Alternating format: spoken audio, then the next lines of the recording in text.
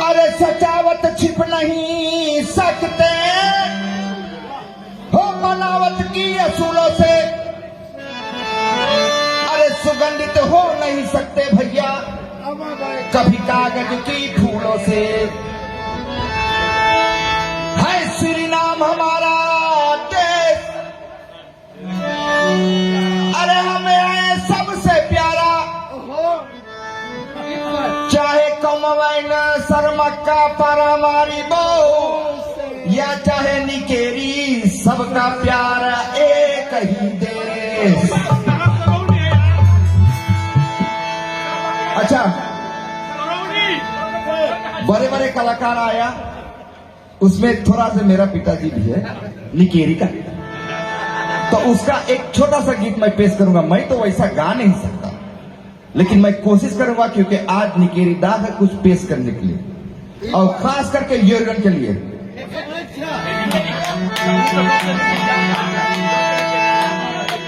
जमुना के तिरवा